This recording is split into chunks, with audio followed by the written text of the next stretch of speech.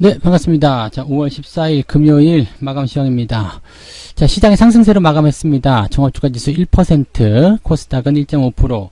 자, 조금 약하긴 합니다만은 그래도 일단은 올라오고 있잖아요. 올라오고 있다는 것에 대해서 이제 긍정적인 우리가 시각을 좀 가져야 되지 않을까 생각합니다.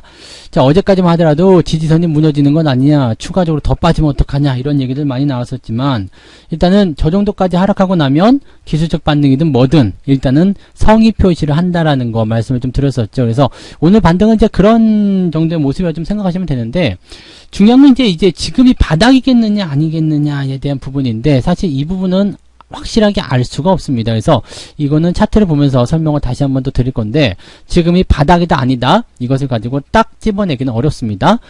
대신에 희망적인 메시지는 있어요. 외국인들 매도가 확 줄었습니다. 4천억대로 마무리가 됐습니다. 제가 오늘 한 5천억까지도 확장될 수 있겠다 생각을 했는데 거기까지 가지 않고 4천억대에서 마무리가 좀 됐습니다. 그러니까 중간에 브레이크가 한번 걸렸다는 이야기겠죠. 외국인 매도가 더 이상 나오지 않았다는 것은 그만큼 많이 팔았다는 이야기 될 수도 있습니다. 많이 팔았다는 이야기는 이제 매도가 줄어든다거나 아니면 매수가 들어온다거나 이런 식으로 표현이 될 수도 있다는 이야기가 되겠죠. 그렇다면 이런 외국인들의 매도가 매수로 바뀌게 된다거나 또는 이제 뭐 대형주 쪽으로 움직임들이 조금 더 긍정적으로 들어가게 된다면 시장이 바닥 역할을 할 수도 있겠다라고 생각할 수가 있는 거거든요. 수급과 항상 연결해서 생각해야 되는 거 잊으시면 안 되겠죠? 자, 그래서 오늘은 어쨌든 대형주의 반등이 나타났는데 약해도 좋아요. 오늘은 일단 이 상태로만 마무리가 돼도 좋습니다. 그냥 그 상황으로만 시장이 굉장히 긍정적이다라고 생각하실 수가 있겠고요. 더 중요한 거는 이제 일주일 동안에 형성됐었던 그런 나쁜 이벤트들이 있었잖아요. 그런 것들이 많이 해소가 되는 그런 느낌으로 보셔도 좋을 것 같습니다. 차트 보면서 설명 이어가도록 할게요. 자, 이번 주 시장 상황을 일단 이렇게 얘기해 드렸었죠. 전강, 그리고 전강 후약이었는데 전강, 중간약, 그 다음에 후 살짝 반등 뭐 이런 식의 이야기 좀 해드렸는데 딱 그 흐름으로 가고 있죠. 전강은 뭐냐면 기대감을 가졌어요. 왜냐면 고용지표가 안 좋게 나타났었기 때문에. 그래서 뭐 조금 멀리 있다, 정책적인 부분들은 뭐 불안감을 줄 수가 없다, 그래서 주가가 많이 올랐었죠. 그러다가 물가지표 발표가 되면서 주가가 폭락을 하는 모습이었고요. 이벤트 발표되고 나서 주가가 상승하는 모습, 이런 모양새입니다.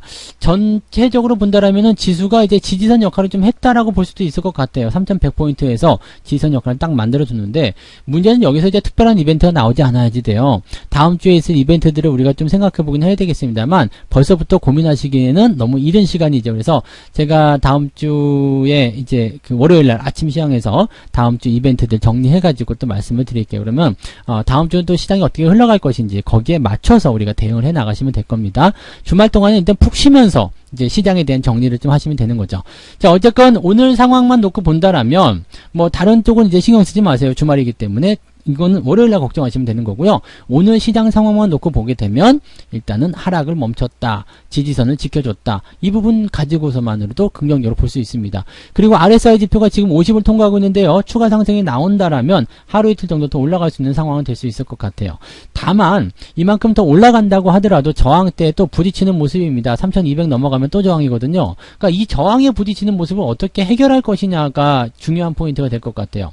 자, 이 저항을 넘어가려면 외국인의 매수가 공격적으로 들어와줘야 되고요. 또 시총 상위권 종목이 움직여줘야 되는데 그 부분은 사실 기대하기가 어렵거든요. 그래서 시장은 조금 답답한 흐름, 횡보가 나타날 수도 있겠다라고 생각할 수가 있을 겁니다. 그리고 여기에서 이제 주가가 더 붕괴되면서 뭐 크게 빠질 것이다, 뭐 2800 간다, 2600 간다, 또는 뭐 2000도 깨진다, 뭐 이런 얘기도 하시는 분들 계시던데 거기까지는 안 갑니다. 왜냐면 그렇게까지 되려면 삼성전자가 5만원, 4만원 이렇게 가야 되는데요. 그거는 사실적으로 불가능한 이야기죠. 그러니까 지금 여러분들이 시장을 바라보는 관점은요, 이렇게 시장이 지켜지는 관점, 즉 내리더라도 많이 안 내리고 오르더라도 많이 안 오르는 이런 횡보의 순간에서 어떤 종목군들이 더 이득을 보고 어떤 종목들이 피해를 볼 것인지 그것만 잘 가려내시면 된다는 이야기 되는 겁니다. 자, 그 다음에 코스닥 같은 경우도 한번 보시면, 네, 코스닥 주가도 1.5%대 올라왔습니다. 어제 내린 것보다는 덜 올랐어요. 뭐 코스피도 마찬가지겠습니다만 어제 내린 것보다는 덜 올랐어요. 그렇지만 이것만으로도 만족하는 이유가 뭐냐면 일단은 하락을 멈춰줬다는 거, 그 다음에 아침 시점부터 해서 꾸준하게 올라와 줬다는 거, 이게 긍정적인 거 아니겠습니까? 그래서 주가가 상승할 수 있는 배경들이 일단은 만들어지고 있다라는 거, 이거 하나만으로도 우리가 충분히 기대감을 표현해 볼 수 있을 것이다 라고 생각하시면 되겠습니다. 자, 어떤 종목을 잡느냐에 따라서 따라서 이제 계좌의 수익률이 좀 달라지는 시기가 올 것 같다라고 말씀을 드려볼 것 같아요. 네. 자, 수급 한번 볼까요? 외국인들이 4천억 순매도입니다. 자, 아침 시장까지 많이 팔았어요. 3천억 정도. 근데 그 이후로 많이 내려오지 않았죠. 장 마감에 조금 팔긴 했습니다만, 그래봤자 4천억이라는 얘기죠. 그래서 이 정도 매도라면은, 할만해. 네, 할만해라고 보실 수 있어요. 여기서 만약에 금융투자가 상승 쪽으로 움직일 것 같은데 라고 하면서 베팅을 때리기 시작했다라면 아마도 주가가 더 많이 올랐을 거라 생각합니다. 근데 이 금융투자 쪽에서 약간 좀 애매했던 것 같아요. 그래서 지금 말고 일단 상황 조금 더 보고 매매하자라고 판단을 좀 하고 있는 것 같아서 오늘은 매도가 조금 더 나왔다고 보시면 되겠고요. 자, 그 다음에 연기금 같은 경우는 900억 정도 순매수가 들어와 있는데 이 정도 가지고는 안 되겠죠. 연기금이 이제 주가가 어느 정도 내리는 시점에서는 이제 비중을 좀 줄인다거나 이런 매도의 물량이 줄어들어야 되는 상황이 만들어질 수밖에 없거든요. 그러니까 그런 상태가 된다면 괜찮긴 한데 지금 현재 시점은 외국인 매도가 굉장히 거센 상황에서 연기금 저 정도 매수 가지고는 안 됩니다. 만약에 외국인들의 수급이 매수로 전환이 된 상태에서 연기금이 전혀 들어왔다 그러면 대형주들의 일제 반등이 일어날 수가 있습니다. 그러면 시장도 조금 더 올라가면서 좋은 분위기 만들어내겠죠. 그러니까 키워드는 뭐예요? 항상 외국인과 연기금의 수급 동향을 살펴보고 단기적 변화는 금융투자가 가지고 있다. 이것만 잊지 않으시면 되겠습니다. 시가총액 상위권 종목군들도 한번 살펴보도록 해야죠. 네. 오늘 시총 상위권 종목군들은 특이한 건 없었습니다. 그냥 삼성전자 조금 올라와줬고요. 분위기가 나쁘지 않았어요. 그래서 좀 올라줬고 SK 하이닉스는 올라가다가 조금 멈추긴 했는데 하여튼 플러스 마감을 했기 때문에 그래도 기대감을 좀 가져보자 이런 얘기가 있습니다. 근데 특징적인 종목을 보게 되면 이제 삼성물산 그 다음에 삼성바이오로직스인데요. 삼성바이오로직스는 아시죠? 삼성물산이 매도를 해야 되는 입장에 있다라면 삼성바이오로직스의 주가가 올라가는 것이 좋다라고 말씀드렸을 거예요. 그래서 그런 포지션 때문에 주가가 올라가는 건데 이렇게 된다라면 단기적 상승에 그칠 수밖에 없겠죠. 현재 시점에서 200만원 간다 500만원 간다 이렇게 얘기 나오시면 안 돼요. 그러니까 지금 자리는 매수의 영역은 아닙니다. 다만 단기적 상승이 이어질 수 있는 상황이기 때문에 가지고 계신 분들은 그냥 더 들고 가셔도 괜찮아요. 그래서 조금 더 추가 상승에 대한 가능성을 보시면 될 것 같고요. 생각보다 많이 올라왔어요. 제가 이 정도까지 빠르게 올라갈 줄 알았다면 매수를 한 80만원대 한번 해볼 걸 라는 생각을 할 정도이니까 네, 왜냐면 이제 이 종목은 이제 많이 올라온 상태이기 때문에 매수의 포인트가 아니거든요. 그래서 매수에 대한 포인트는 아니지만 이제 삼성물산과의 그런 그 지분에 대한 이야기 그런 것들이 나올 수 있기 때문에 삼성바이오로직스를 팔아먹는다라는 입장이 들었을 때는 당연히 거기에 대해서 이제 그 주가 가격이 올라간다는 것은 우리가 알고 있었잖아요. 그러니까 그런 부분들을 생각했다면 좀 사볼 걸이라는 생각도 잠깐 해봤던 부분이 있었던 것 같습니다. 근데 갖고 있어서도 오늘이나 내일 정도 팔았겠죠. 네, 그런 정도 있었겠고요. 삼성물산 같이 움직임이 좀 있었다 보시면 되겠고 대체적으로 이제 오늘 같은 날 이런 대형주도 사도 돼요? 라고 물어보시는 분들 계실 거예요. 이제 바닥 아닙니까? 매수해도 됩니까? 라고 물어보실 텐데 이거 아니에요. 네, 이거 조금 올라간다고 해서 해소가 되는 게 아닙니다. 추세가 완전히 돌아서야지만 여러분들이 추가 매수가 들어가든 아니면 물타기에 들어가든 들어갈 수가 있습니다. 그러니까 지금 시점에서 그냥 돌아서는 것 같다 해가 매수하게 되면 다음날 만약에 변동을 또 만나게 됐을 때 굉장히 곤란한 경우를 당할 수가 있다는 거 참고하시면 되겠습니다. 코스닥 쪽 볼까요? 코스닥은 전체적으로 다 올랐습니다. 분위기 좋은 상황이기 때문에 딱히 어떤 것도 꼬집어서 말할 필요는 없을 것 같고요. 어제 펄어비스가 그래도 지 혼자 좀 움직이는 모습이 좀 있었었는데 이제 조금 내려가는 그런 형태로 좀 움직이죠. 나머지 것들은 이제 어제 내려간 것에 대한 그런 반등을 진행해 줬다라고 판단하시면 되겠습니다. CJN 같은 경우는 상승폭을 조금 반납했네요. 3%대로 마무리가 좀 되는 모습이고요. 네, 요 정도. 그래서 지금 보시면 아시겠지만 시총 상위권 종목의 움직임이 굉장히 좋기 때문에 강하게 올라오진 않았습니다. 그렇지만 저점을 잡아주고 일단 1차적인 반등이 나갈 수 있는 가능성을 열어놨잖아요. 그렇다면 이것 자체만으로도 우리가 긍정적으로 볼 수 있다. 이렇게 생각하실 수가 있겠습니다.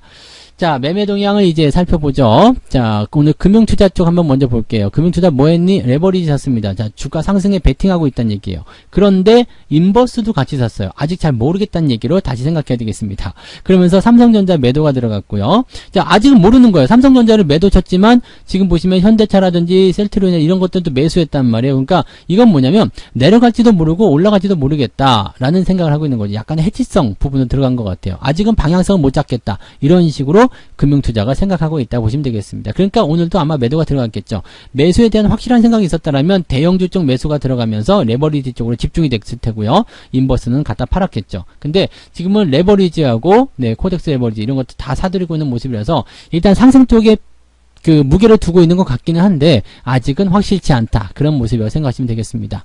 연기금은 어때요? 지금 삼성전자 뭐 이런 것들 팔고는 있는데 현대차, 자동차 쪽 많이 샀어요. 그 다음에 삼성물산 뭐 이런 것들 주식 매수가 좀 들어가 있고요.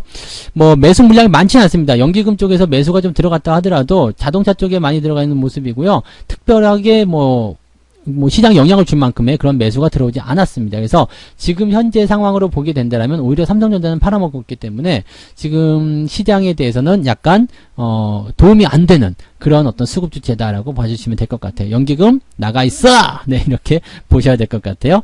자, 외국인 볼까요? 외국인들은 HMM을 오늘 팔았습니다. 그리고 현대차 팔았고요. 카카오 팔았고요. 하이닉스 팔았고요. 뭐 이렇게 되어 있는데 SDI로 오늘 좀 매수를 해줬고요. 그 다음에 바이오로직스 매수했습니다. 아마도 알고 있었겠죠. 삼성물산과 같이 묶어서 진행이 되는 모습인 것 같습니다.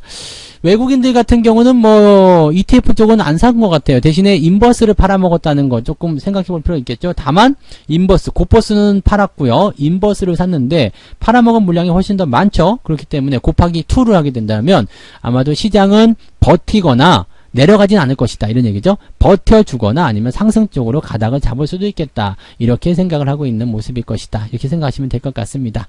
자, 뭐 어찌되었건 간에 일단 시장이 반등을 한 것은 사실이고요. 그 반등 속에서 분위기가 좋게 만들어진 것도 사실입니다. 그래서 긍정적으로 상황들이 만들어져 가고 있다라는 거 우리가 조금 마음을 조금 유연하게 생각하셔도 괜찮겠다. 이 말씀을 드릴 수 있겠고요.